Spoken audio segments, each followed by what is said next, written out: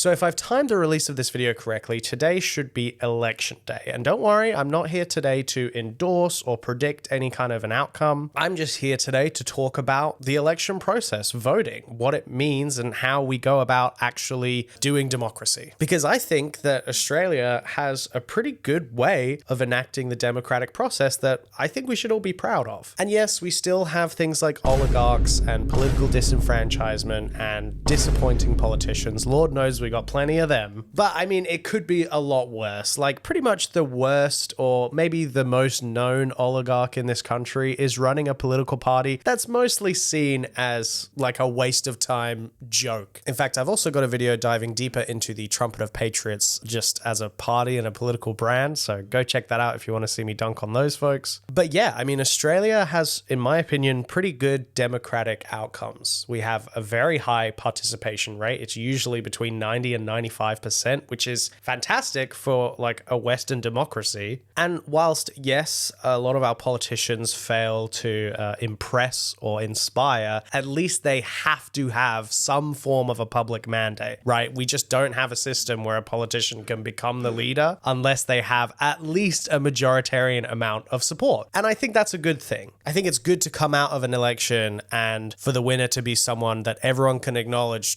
most of the country voted for, or the country voted for that leader more than anyone else. So I thought on this lovely election day, while many of you are out participating in the democratic process, we could go through a couple of the positive attributes of Australians' voting process and just take a look at some of the things we have that we might often take for granted. Because sometimes you just need a nice, non-partisan video about politics, but that doesn't get political. So let's do that. So the first and probably one of the most important things when it comes to being able to cast your vote is being registered to vote, having your name in the system when it comes to being able to participate. Something I like about the Australian model is that for Australian citizens, kids who've grown up here and go through the school system, as they get to their final years of high school, they get encouraged, usually by people at the school, you know, teachers and the like, to go ahead and confirm that they're able to vote and that they're registered. I believe they're able to register before they even turn 18. And there's just a lot of encouragement in the educational system to make sure that these young people get registered to vote as soon as they're eligible. A lot of places around the country also have pretty much automatic voter registration, which kind of guarantees that you're going to make it onto the rolls. Really, within the system that we have, unless you've, say, moved out of home at like 16 and you just don't have a lot of contact with, you know, many adults and you're just living super independently, in that circumstance, you might not end up being registered at that age. But I mean, of course, you always have the chance to go and register later. But I think for the majority of people, getting them into the system, registered on the voter rolls as soon as they're able to, and then they don't have to worry in, you know, years to come, oh, did I ever sign up? Did I ever put myself on the rolls? It's all there and it's all facilitated for us. I think that's a great thing because then you don't have an issue of people who never really get into voting in the first place. It becomes like a cultural norm, right? When people turn 18, it's like, yeah, you participate in the election, you go out, you vote. It's not like a thing where some people are just too cool to do it. Some people go, oh, I'm not going to go out and vote. It's like, no, it's easy. We go, we do it. It's just part of the culture. And one of the reasons it's so easy for people to go out and cast their ballot is because elections are always held on Saturdays, which is great, right? For people who work a 9-to-5 job, if the election was held on a weekday and it's not a public holiday, they might not have necessarily the ability to take that time off to vote. But over here, most people have a Saturday off where they can go and cast a vote.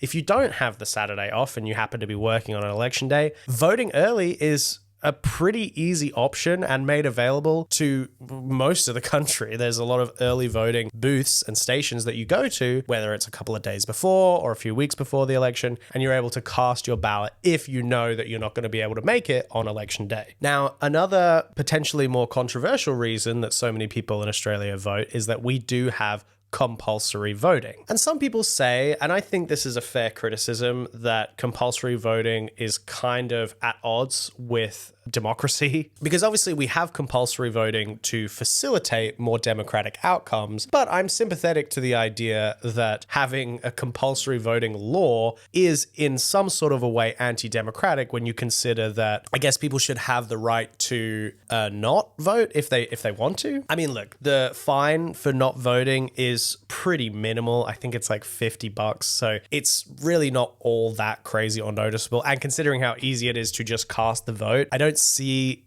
it having ever been used, in an authoritarian sense as a policy. If you want to, you can show up and scribble on your ballot and put it in the box, and you'll be counted as having submitted a vote. Even though it might be an invalid ballot, you've still participated, and thus, you're not going to be subject to a fine. My personal view is I don't mind that it's compulsory, but I don't think it should be compulsory for people to vote as much as it should be compulsory for the government to make reasonable efforts to make it available for everyone to vote, if that makes sense. Like, I like the idea of making it mandatory for us to record every citizen's democratic participation. I just don't necessarily think the onus of that should be on the individual. I think it should be on, the government to make sure, if you have to send buses out to nursing homes or, whatever else, to make sure that you're able to record everybody's democratic participation.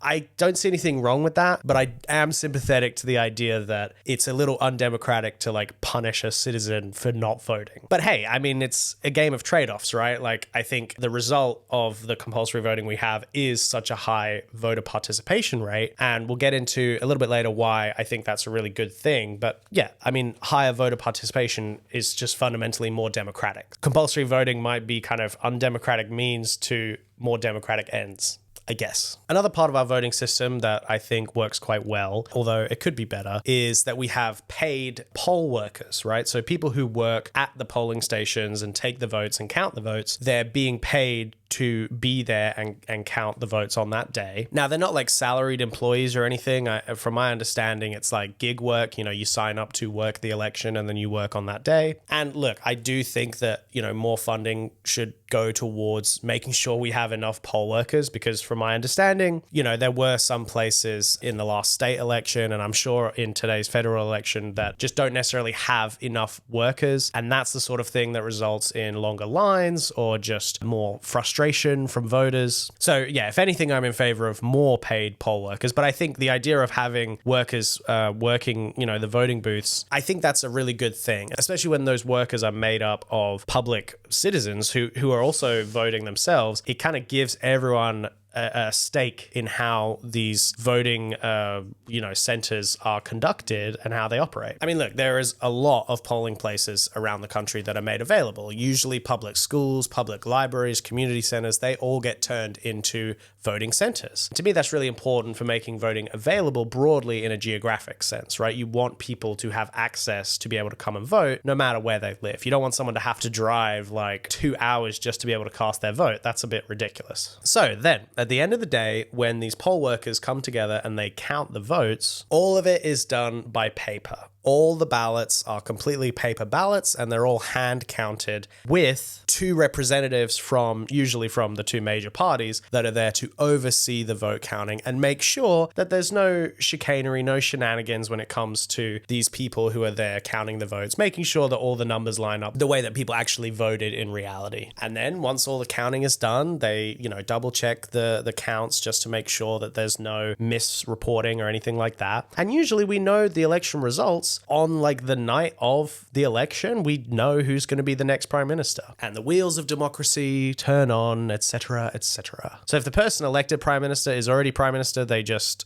stay in the job. If it's a new person that gets elected, I think it's within a matter of weeks, they then get sworn in and power changes hands. And one way that I think the public is able to have confidence in this democratic change in hands of power or reaffirmation of who is in power is that the voting is preferential. So preferential voting or ranked choice voting, there's a couple of different names for it. It's basically when you vote for multiple people instead of just ticking the box of one candidate. And you list it 1, 2, 3, 4, 5, 6 based on how much you like each candidate. And what's good about this is it means that A, you get to kind of give your opinion on all the candidates running. You can rank each of them. And B, it means if your number one doesn't happen to win or doesn't happen to get enough votes to be democratically significant in any kind of a way, then your vote doesn't just get wasted because you put a tick next to someone who barely got any votes. Whoever is your number two pick will then get your vote instead of you having just wasted your vote on an unpopular candidate. I think that's a good thing because, for one, it makes people feel as though their vote matters. They're not just throwing it away, even if they do want to vote. You know, you can vote for a fringe party or a candidate that has a snowball's chance in hell, but that vote can still count and you can still vote for that person without feeling bad about it, because whoever's your second or third or fourth choice, that vote might still be relevant when it comes to the numbers. I also think it's good because if someone is looking at the two major parties and they don't feel represented by either two major parties, they don't feel necessarily rejected from participating in the process because they go, oh, well, one of the two major parties is just going to win anyway, so why should I even vote? It's like, no, you can still put your vote towards a third party or even like a fringe candidate. You can still support them and, you know, your vote will count. Like, it's not, I think it's a good way of making sure that no one gets disenfranchised, even if they have like wacky out of the box views. Now, I'm sure there'll be plenty of people participating in the much beloved tradition of a democracy sausage, which is basically a sausage sizzle or a hot dog for you Americans that people get usually for free, sometimes for like a little $2.50 donation or something that usually goes to a local charity. And you get something called a democracy sausage, which is what we affectionately call this little hot dog snack that we get to eat at the polls. You know, you've come, you've cast your vote, you've participated in democracy, and then you get a little democracy sausage treat. Isn't that nice? Isn't that a sweet treat? I mean, shit, that's better than a sticker. I tell you what. It's funny, I do see some people, whenever a politician from any party makes a promise that's like too positive or too good, they always start saying, oh, this politician is bribing the voters or this party's bribing the voters. And I understand people's frustration that they don't want to see what they see as, you know, corruption, bribing the public, all this kinds of stuff. But if political policy is such that somebody can enact a policy and fundamentally improve people's lives enough that that might be considered a bribe, I don't think that's a bad thing. Like, bring the bribes on. If it's going to improve my life, then call it a bribe. Go ahead and do it, you know? And hey, if we need to bribe people to vote with democracy sausages, then let's sausage on, my friends. And finally, probably the best thing about Australian elections is that they're not drawn out. They're not ridiculously long affairs. They last for like 1.5, maybe 2 months if you're lucky, which is great. I mean, it means we don't have these extremely cringeworthy campaigns that last for months with multiple different political flubs or this or that. And it means that, you know, the people, the public, don't get politics fatigue. We don't feel like so exhausted by the political reality that it's just like, I'm going to check out. We all get to come together, take a look at politics for, you know, about 6 weeks, kind of all have a think, make up our minds and cast our vote. And then it gets to be over. You know, whether you wanted this guy or that guy to win the election, you know, we're not stressing about it for 6 months. Like, who's going to take over the economy and run the country? It's like, oh, okay, we had it out. We litigated that and we decided who we want to lead the country for the next couple of years. And then we get back to living our lives, you know, then we get to check out of politics relatively. I mean, obviously it's always good to continue to pay attention, but, you know, we're not under that pressure of like, you have to be paying attention to what this person or that person is saying so you can evaluate what's your best democratic choice. It's like, no, we did our jobs as voters. Now we put it back to the politicians. You go and do the job that you were elected to do, run the country for a bit, and we'll check back in another couple of years and give you another month to, you know, make your case to us once more. And that's sort of the process of Australian democracy. I personally think it works pretty well. You know, one positive thing as well about our high participation rate is that, you know, voting is not seen as any kind of a bourgeoisie thing. It's just everyone votes, you know, it's not exclusive to any kind of a group based on wealth or race or anything like that. Everyone votes because it's just part of the culture to participate. And I think that means that you're less likely to have people conspiracy theorize about all of these kinds of shady, oh, this person stole the election with these kinds of votes and this or that. It's like when most of the country votes, we all know that we cast a vote and we all know that we put someone forward. And I think we all trust whoever gets elected was the result of a democratic decision. And I think that's good because it means that we don't get stuck with an entire subsect of political followers who want to deny election results or just try and sort of spoil things on the process side. You know, I think politics is much better when you engage with it on the substance and actually talk about the issues and what your plans are to do with the economy or with this part of society or whatever. I think that's just a better way to conduct politics as opposed to having this whole like, why should we trust you if you didn't even win the last election? It's like, that's just it just really all it does is act as a head spin, and it doesn't really help the conversation, in my opinion. So I'm glad that when it comes to, you know, Australia, there's not controversy, there's not debate about, you know, who won or are the results legitimate or fraudulent. It's like, we all go vote, we find out the results, and then we carry on with that new political reality, you know? And I think that's a good thing. I think our system is not perfect, but ultimately I'm pretty happy with our system, certainly compared to a couple of other Western democracies at this point. I mean, you know, Uncle Sam, let's just say he's a bit of a distant, crazy uncle, and eventually maybe we'll be able to get back in touch with him. But for now, we should just be happy that we have the system we have here. I mean, the controversial take incoming, but I think democracy is awesome.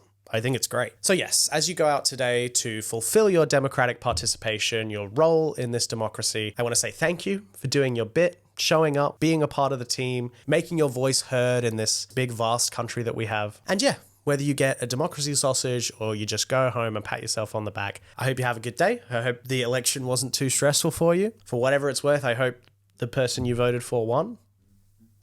And hopefully we can all sleep easy tonight knowing who the next Prime Minister will be, and at the very least that we as a people decided who that's going to be. So thank you for watching. I appreciate you participating in this video as well as participating in democracy.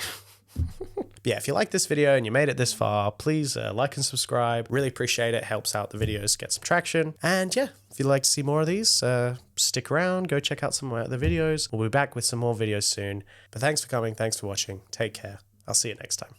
Bye. Democracy sausage in hand with all of the political signage. I voted.